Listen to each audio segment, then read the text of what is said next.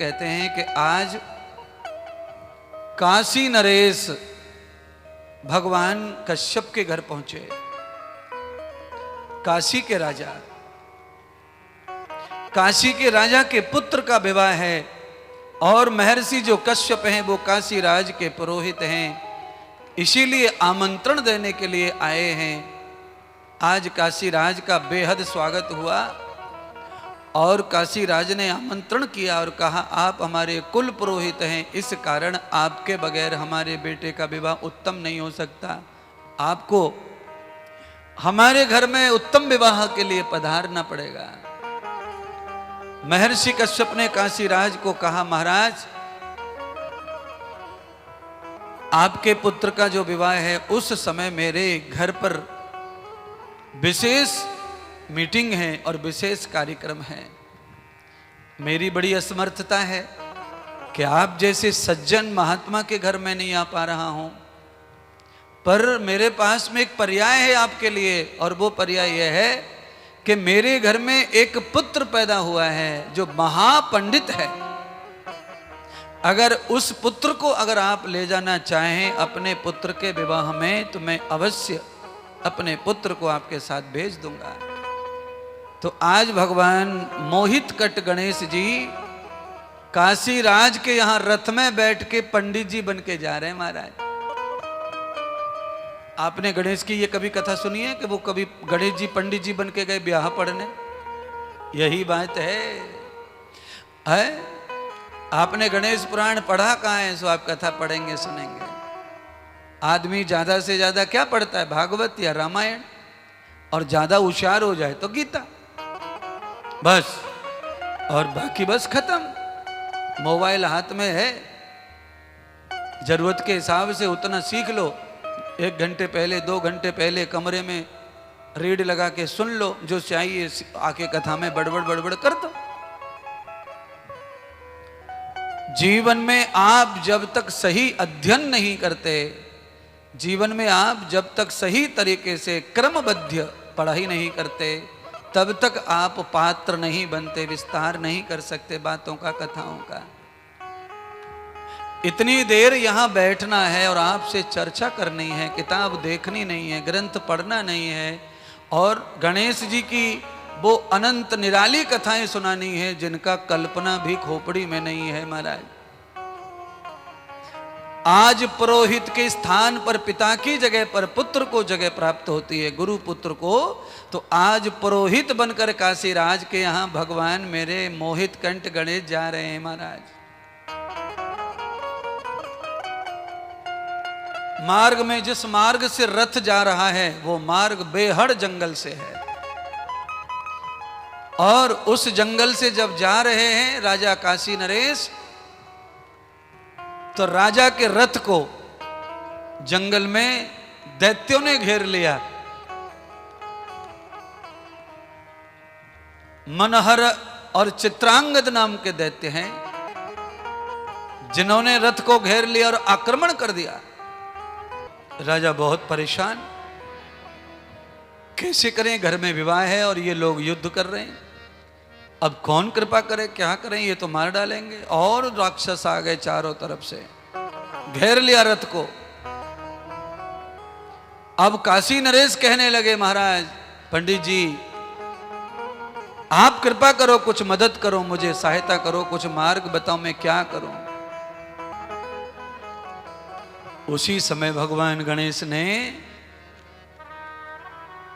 अधर्मूलम त्वया वाक्यम देवदूतम समारहत समरांगणम विवित संभो मंत्र वेद उपासिताम। गणेश भगवान ने बिना अस्त्र के ही रथ में बैठ के ही कोई मंत्र ऐसा बोल दिया, उस मंत्र से ही राक्षस जो है खत्म हो गए, घायल हो गए, गैरहोश हो गए, मूर्छित हो गए। आप कहेंगे महाराज आप तो ऐसी बातों पे भरोसा नहीं करते, तंत्र मंत्र पे।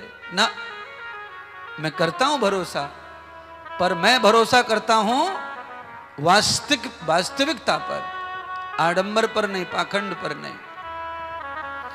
भगवान गणेश ने ऐसी वाणी, ऐसा वचन बोला कि राक्षस मूर्छित होकर गिर पड़े महाराज। बाकी राक्षसों को पता चला, यानी कि राक्षसों के पुत्रों को पता चला, तो वो दौड़ कर आए और उन्होंने आकर देखा कि उनके पिता चाचा मरे पड़े हैं। तो काशी नरेश को कहा, अरे काशी नरेश, तुमसे ऐसी उम्मीद नहीं थी कि तुम ऐसा करोगे। जिनको तुमने मारा है तुम जानते हो ये कौन है, तुम भूल गए, इन्होंने ही तुम्हारी रक्षा की थी। जब दैत्यों ने तुम्हें घेर लिया था मारने के लिए पूर्व काल में, तो ये मेरे पिता मनहर हैं, इन्होंने ही तुम्हारी रक्षा की थी। काशी नरेश, तुम बहुत एहसान फरामोश धोखेबाज निकले। अरे मेरे पिता की जान तुमने दिब्बा दी इससे, इस बालक से। तुम्हारे साथ में आया हुआ बालक मेरे पिता की जान ले रहा था और तुमने अनदेखा कर दिया। तुमने क्यों नहीं रोका? तुम्हें यह नहीं पता था कि मेरे पिता ने ही पूर्व समय में तुम्हें इसी प्रकार राक्षसों ने घेरा, तो मेरे पिता ने तुम्हारी प्राण बचाए थे। तो आज तुम्हारे बहुत बड़ा पाप तुमने किया है, अब हम तुम्हें नहीं छोड़ेंगे। और तुम्हारे साथ ये बालक कौन है, ब्राह्मण, इसको भी छोड़ेंगे नहीं अब हम। तो आपको पता है काशी नरेश ने क्या किया? काशी नरेश ने यह कहा कि मैंने इस बालक को तुम्हारे पिता को मारने के लिए कहा नहीं है, इसने अपने आप ही तुम्हारे पिता को मार डाला है, मैंने कुछ नहीं कहा। काशी नरेश बदल गए। अब तो भगवान गणेश को कहा कि या तो तुम जाओ यहां से, अब मैं तुम्हें नहीं ले जाऊंगा अपने यहां, तुम अच्छे नहीं हो। और उन दैत्यों से, उन राक्षसों से काशी नरेश ने कह दिया कि तुम्हारा पिता इन्होंने मारा है, तो आपको चाहिए तो लो, इस बालक को, इस ब्राह्मण को मार दो, मेरा कोई इसमें हिस्सा नहीं है। अपने आप को सेफ कर लिया काशी नरेश ने, और भगवान श्री गणेश को, मोहित कंठ भगवान को, उस बालक को जो ब्राह्मण बनकर, पंडित पुरोहित बनकर जा रहे थे, उसे उनके हाथ में सौंप दिया। महाराज कितना बड़ा लाचारी कर्म किया, अपनी जान बचा ली बालक से, और फिर बालक को कह दिया कि लो मार दो, इसे मारना है तो मेरा कोई हाथ नहीं है तुम्हारे पिता को मारने में। जैसे ही राक्षस उस बालक के ऊपर टूट पड़े चारों तरफ से, तो गणराज के हाथ में जो थैला वैला कुछ होगा, गणराज के हाथ में चावल थे, चावल, और चावल भगवान गणेश ने इकट्ठे करके यों राक्षसों पे मारे, तो चावल, एक एक चावल राक्षस को टकराया, और चावल के मार से ही राक्षस को मृत्यु आ गई, सब मर गए, खत्म हो गए। पंडिताई को जा रहे थे गणेश, इसलिए शायद अस्त्र शस्त्र ना थे। अच्छा, पंडिताई में जब पंडित जी जाए तो उसके पास क्या होना चाहिए? हवन की सामग्री, पूजा की सामग्री, चावल और मंत्र होने चाहिए। तो गणेश जी के पास में क्या था? सामग्री थी और मंत्र आदि सब था। तो जो काम शस्त्र ना करे वो काम शास्त्र कर देता है, जो काम तंत्र ना करे वो काम मंत्र कर देता है। पर वो मंत्र किसके पेट से बाहर आ रहा है उस पे फर्क पड़ता है। अच्छा बोलो, चूल्हे में फूक मारने वाली फुकनी से कोई कास्तूर चलावे और आदमी को मारना चाहे तो मरेगा? अच्छा, वो फुकनी क्या है? वो भी बंदूक, वो भी वही है जो आपकी बंदूक में लगी हुई है, वही फुकनी वो है। आपको अगर चाहिए तो बंदूक खोल लो, उसमें से फुकनी निकाल लो, चूल्हे में जला लो। पर कास्तूर से अगर किसी को मारना है तो भले ही वो फुकनी से ही बाहर निकलता है, पर उसको बंदूक के घोड़े से ही चलाना पड़ेगा, क्योंकि वही उसका विज्ञान है। ऐसे ही अगर मंत्र से किसी को बस में करना है तो उसके लिए, मंत्र के लिए आपको बंदूक बनना पड़ेगा, आपको पहले हथियार बनना पड़ेगा, आपको तपस्वी बनना पड़ेगा। अच्छा, बिना तप के, बिना जप के लेना न देना, और लोग जो है मंत्र मार मार के दुनिया को जो है उल्लू बना रहे हैं। बोलो, जो जो लोग मंत्रों का प्रयोग करते हैं समाज में, जिन्हें तुम मानते हो कि भाई बच्चे को वहां ले जाओ, वहां पे ठीक हो जाएगा, सारे डॉक्टर खत्म हो गए, सब डॉक्टर दिखा लिए, बालक ठीक ही ना हो रहा, बहू ठीक ही ना हो रही, तो फलाने बाबा के पास ले जाओ, है। और बाबा के बाप दादों ने लेकर आज तक किसी ने तपस्या नहीं की है, बोलो। फिर भी कोई भाग्य, पिछले जन्मों का कोई काम कर रहा है, जिसकी वजह से अकर्ता होके भी कर्ता का यश प्राप्त हो रहा है। पंडित जी पूज रहा है, बाबा पूज रहा है, और कोई तप नहीं, कोई जप नहीं, कोई साधना नहीं, बस पिछले जन्मों का कोई पुण्य ऐसा उघड़ आया है, उसकी वजह से यश मिल रहा है, जय जयकार मिल रही है। गणपति भगवान जैसा कोई होवे तो आप अवश्य विश्वास करो और खूब मंत्र पर भरोसा करो।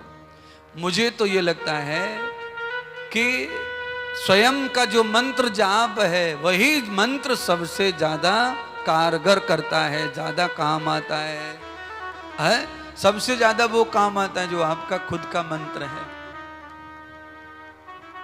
या जिन्होंने मंत्र को सिद्ध कर लिया है, मंत्र को रग रग में प्रोहित कर लिया है, उनके रोम रोम में मंत्र समाया हुआ है, वो विज्ञान, वो तपस्या, वो विद्या, तो हो सकता है उसकी वजह से आपका भी कल्याण हो सकता है। गणेश ने सारे के सारे दैत्यों को धराशायी कर दिया महाराज, और गणेश ने अपना ब्रहाट रूप धारण कर लिया। बृहत लोचनम यदमूल गणपति। आज भगवान गणेश ने अनेक उन राक्षसों को वध कर दिया। काशी राज को छोड़ करके गणेश अपने घर आ गए। अब काशी राज रोते रहे, पछताते रहे, क्योंकि गणेश जी जब लौट रहे थे छोड़ के रथ से उतर के, तब गणेश जी ने अपना असली रूप काशीराज को दर्शन कराया। अरे मूर्खानंद, तू मुझे पंडित जी समझ रहा, केवल पंडित जी, और तूने अपना मतलब निकाल लिया और काम खत्म। तो कुल मिलाकर मैं ये कहना चाहता हूं कि जो पंडित के रूप में हमारे मंत्र आदि से हमारे कल्याण के लिए आता है कोई व्यक्ति, वो गणेश का ही रूप होता है, उसमें कम पावर, कम सम्मान नहीं होता। इसीलिए भगवान गणपति जो है कश्यप ऋषि के यहाँ मोहित कंठ गणपति, उन्होंने पुरोहित कर्म, पंडित्य कर्म, ब्राह्मण कर्म भी किया। और उन्होंने ये कर्म क्यों किया? क्योंकि वो बताना चाहते दुनिया को, जिनके पास में वेद का विज्ञान है वो पंडित है। वेद पाठम भवेत विप्रः। जो वेद ज्ञानी है, जो दूसरों के हित के लिए वेद का प्रयोग, विज्ञान का प्रयोग निरंतर करते हैं, वो पंडित गणेश के समान है, वो ब्रह्म समान है, वो परमात्मा के समान है। और वो कौन है? तो वो भैया समाज में कोई भी मनुष्य वेद ज्ञान को धारण कर ले, वो रूप धारण कर लेता है। सम्मान जो है वो आदमी के कर्म के साथ चलता है। आज भगवान श्री ब्रह्मा जी ये सारी कथाओं को सुना करके वेद व्यास जी को, अंत में भगवान व्यास जी ने समस्त शिष्यों को इन कथाओं को सुनाया।